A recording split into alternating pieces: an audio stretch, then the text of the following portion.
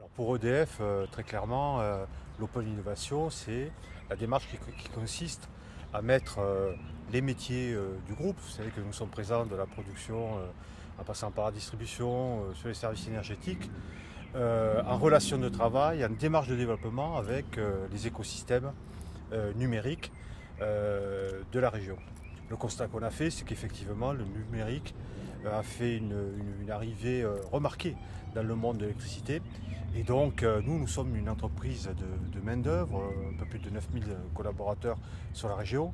Et on a souhaité donc s'engager auprès des différents écosystèmes dans les territoires de la région pour leur proposer un challenge. Alors, la spécificité de notre démarche, elle tient en 3 objectifs indissociables. Le premier, effectivement, c'est de trouver des bonnes idées sur la base de cahiers des charges, de défis que nous faisons exprimer par nos propres salariés. Le deuxième, c'est de s'inscrire délibérément dans les écosystèmes, les associations, les clusters, la mêlée, la région, les métropoles, pour agir ensemble. Parce qu'une démarche d'open innovation, c'est aussi l'art de connecter les différents acteurs, et nous sommes un de ces acteurs-là. Et enfin, le troisième objectif, mais je l'ai un peu cité, c'est comment on va utiliser cette démarche-là pour réussir la transformation digitale elle-même de l'entreprise. Donc on a lancé une démarche EDF Pulse Occitanie qui a consisté d'abord à un travail préalable avec plus de 200 collaborateurs sur des cas d'usage dans l'hydraulique, le nucléaire, les énergies renouvelables, les services énergétiques. Donc on a réuni des agents, parfois avec des clients, pour qu'ils nous proposent des cas d'usage. Et ensuite, nous avons lancé une caravane et nous sommes allés dans 7 villes de la région, Toulouse, Montpellier bien sûr, mais aussi Perpignan, Rodez, Nîmes et même l'Ariège.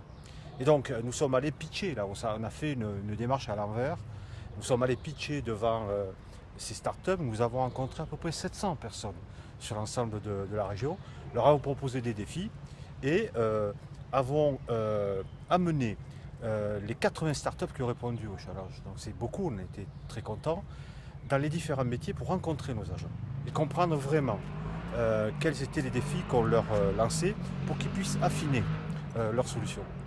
Le bilan, ça a été effectivement 80 startups qui ont répondu, et parmi ces 80, toutes très intéressantes, on a dû en retenir 7. 7 startups qui, de l'IoT en passant par le big data ou les plateformes d'information, nous ont proposé des solutions vraiment originales qui, pour optimiser des gestions de magasins, qui pour assister virtuellement nos techniciens de l'hydraulique en matière d'intervention sur la sécurité, qui sur les plateaux clientèle pour améliorer les services clientèle. Au moment où je vous parle d'ailleurs, ces 7 startups sont en train de mettre au point, au travers de POC, à l'intérieur de nos métiers, les innovations qu'elles nous ont proposées.